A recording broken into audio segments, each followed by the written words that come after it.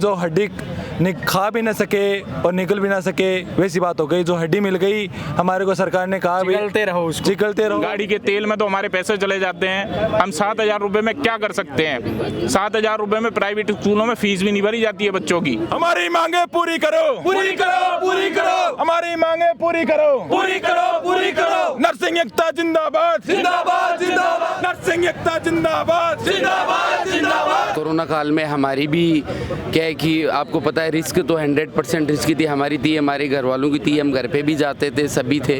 हमने बहुत सेवाएं की है, बहुत सेवा की है जनता की। जब कोरोना काल में कोई भी पास में ही आते थे तब हम चिकित्सा कर्मी और जो हम नर्सिंग कर्मी है हम नर्सिंग कर्मी और जो हम पुलिस वाले हैं हम लोग ही आगे आते थे। आंदोलन कर रहे हैं शांतिपूर्ण, नहीं मानेंगे तो अनिश्चितकालीन धरना देंगे। सरकार को हमारी बात माननी होगी।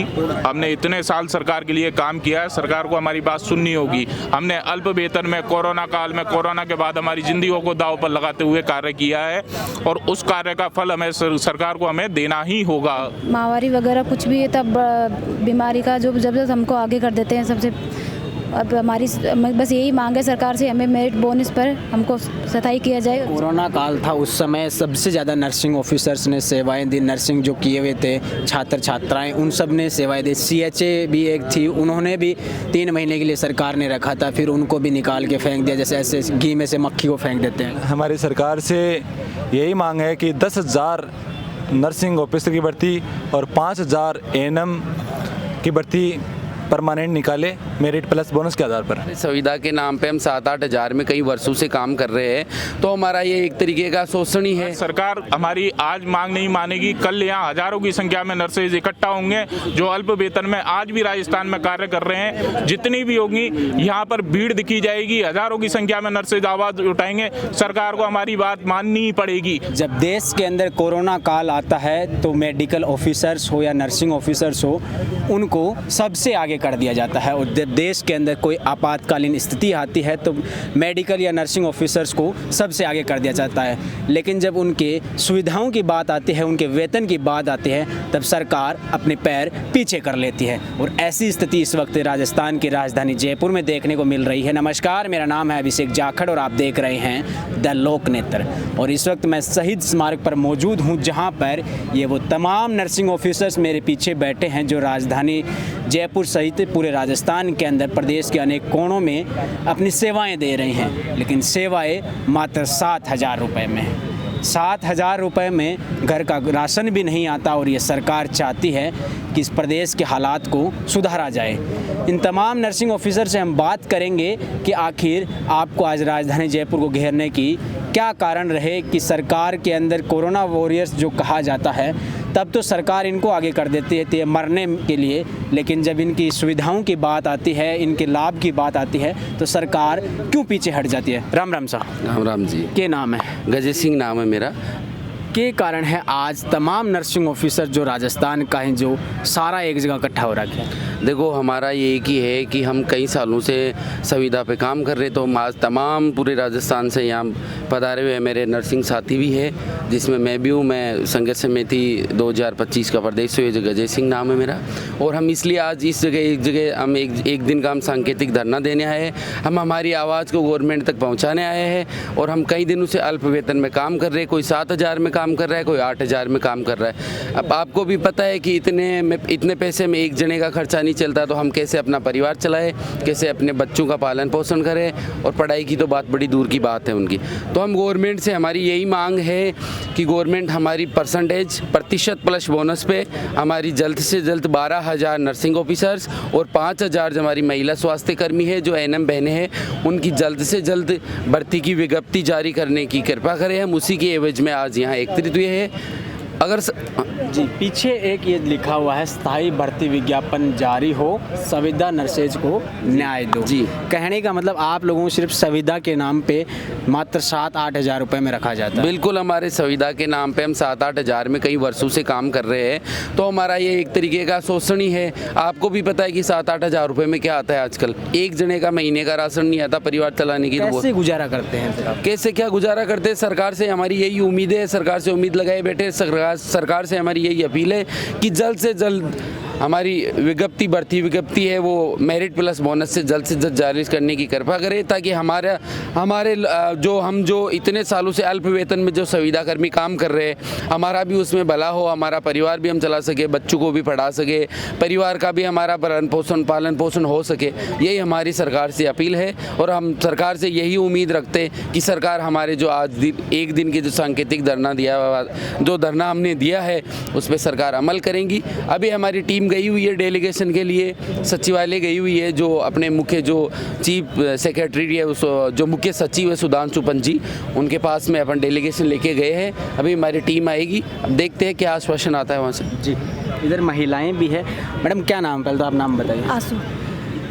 7-8 हज़ार रुपये सरकार वेतन देती है, आप महिला भी हैं, माँ भी होंगी और साथ में ड्यूटी भी करते, कैसे मैनेज कर लेते हैं ये 7-8 हज़ार रुपये में? क्या चलता होगा इनसे, क्या क्या आ जाता होगा? कुछ नहीं, बस एक बच्चे की स्कूल की फ़ीस भरी जाती है और तो कुछ होता नहीं है। तो फिर घर कैसे चलता है? घर बहुत मुश्किल से चलता है, हस्बैंड की प्राइवेट जॉब उनकी उस हिसाब से चलता है।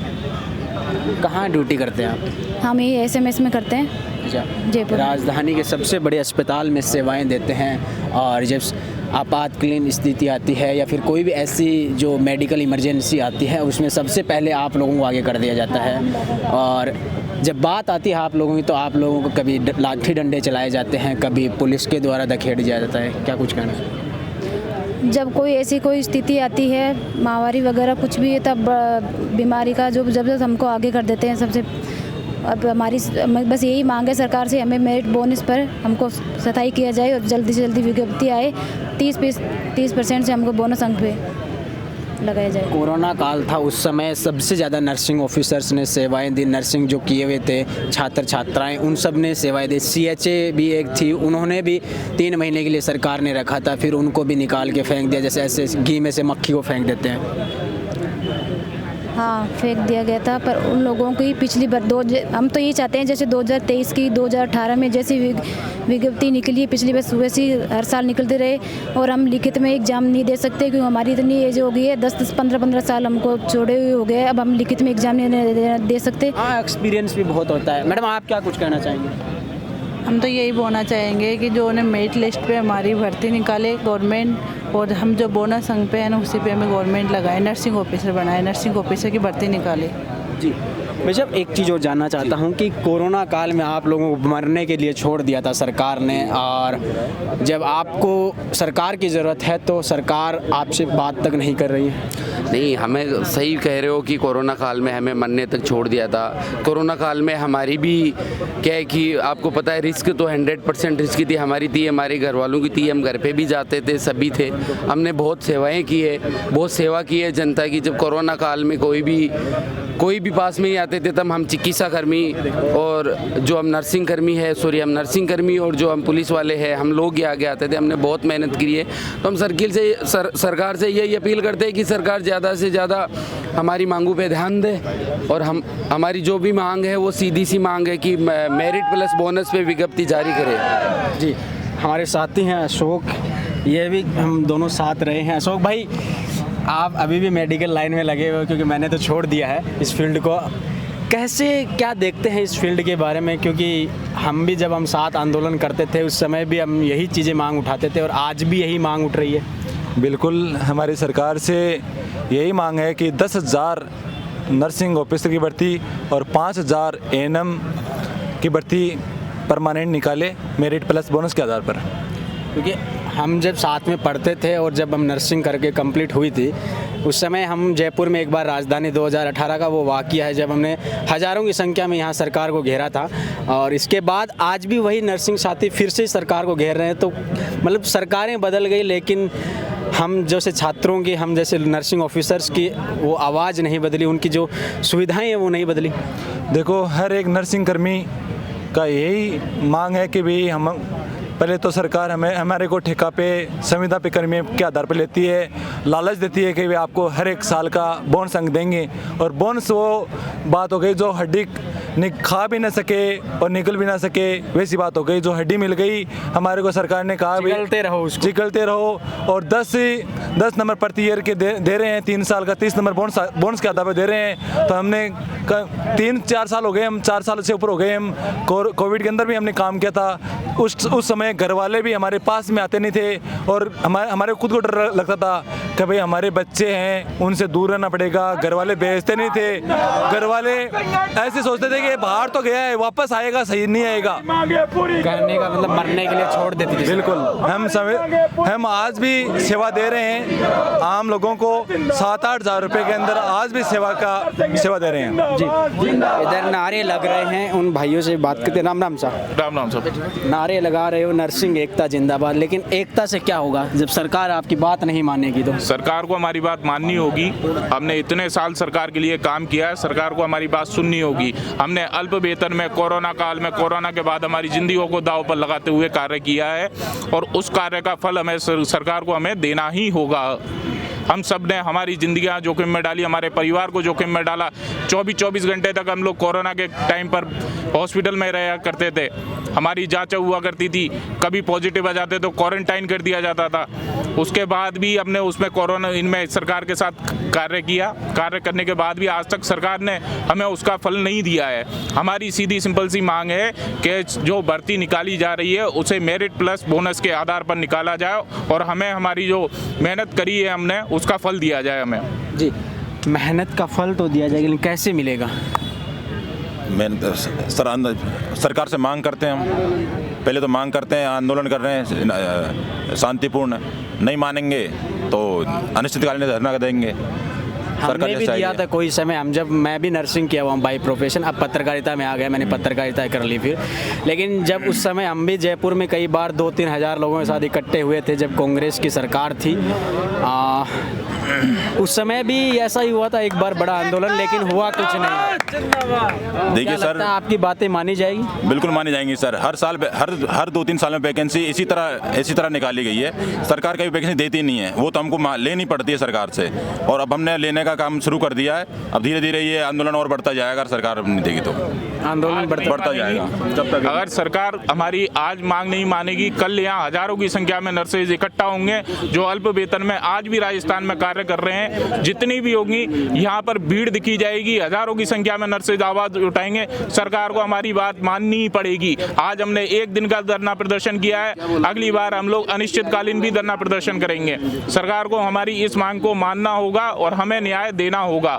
हमारी जो संविदा की नर्सें हैं, ठीक है, बहनें हैं, उनके भी बच्चे हैं। हम लोग 7,000 रुपए में उनको पढ़ा भी नहीं पाते। कुछ ना तो परिवार चलता हमारा, गाड़ी के तेल में तो हमारे पैसे चले जाते हैं। हम 7,000 रुपए में क्या कर सकते हैं? 7,000 रुपए में प्राइवेट स्कूलों में फीस भी नहीं भरी जाती है बच्चों की, और हमारे बच्चे कहते हैं कि प्राइवेट स्कूलों में पढ़ाओ। हम कहाँ से पढ़ा के देंगे सर?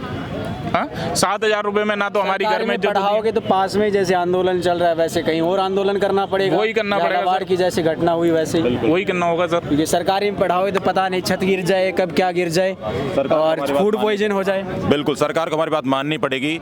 सरकार के हमने काफ़ी दिनों से काम कर रहे हैं, सरकार से कंधे से कंधा मिलाए कोरोना में काम किया है। तो अब उनकी जिम्मेदारी बनती है हमें हमारी मेहनताना देने का, और वो हमारा मेहनताना मेरिट प्लस बोनस पे 12,000 नर्सिंग की वैकेंसी प्लस 5,000 ANM की भर्ती देकर करें। हमारा तो बस निवेदन है सरकार से कि हमें सिर्फ हमारा न्याय दे दिया जाए। हमारी जो भर्ती है वो मेरिट प्लस बोनस से लाई जाए। 10,000 नर्सेज की भर्ती लाई जाए और 5,000 ANM की भर्ती, सीधी भर्ती दी जाए हमें, जिससे कि इतनी सारी नर्सेज को एक न्याय मिले। और जी शुक्रिया। तो ये वो तमाम नर्सिंग साथी हैं, और साथी शब्द इसलिए कह रहा हूँ क्योंकि 2018 में हमने भी नर्सिंग की थी, फिर हमने तो रास्ता बदल लिया, लेकिन इन साथियों ने वो राह नहीं छोड़ी और लगातार देश की सेवाएं कर रहे हैं। और कोरोना काल में भी इन लोगों ने लगातार देश के लिए सेवाएं दी। लेकिन हम उम्मीद करते हैं राजस्थान की सरकार से कि इन साथियों की बात सुनी जाए। और सबसे बड़ी बात यह है कि नर्सिंग ऑफिसर्स वो लोग होते हैं जो हर एक परिस्थिति में आप और हमारे साथ डट कर खड़े रहते हैं, चाहे हम कैसी भी स्थिति में हों, क्योंकि ये वो लोग हैं जो भूखे और प्यासे भी रहते हैं ऑन ड्यूटी 24 आवर्स। क्योंकि जब आप और हम खाना खाते हैं, लेकिन ये उस समय हॉस्पिटल के अंदर सेवाएं देते हैं, क्योंकि कई बार ओटी में घुस जाते हैं तो ओटी से 3-4 घंटे तक बाहर नहीं निकलते। खैर अब इस सरकार को सुनना चाहिए इन युवाओं की बात को। फिर मिलेंगे किसी नए वीडियो में, तब तक के लिए मुझे दीजिए इजाजत। नमस्कार, राम राम साहब। हमारी मांगे पूरी करो, पूरी करो, पूरी करो, हमारी मांगे पूरी करो, पूरी करो, पूरी करो। नर्सिंग एकता जिंदाबाद, जिंदाबाद, जिंदाबाद।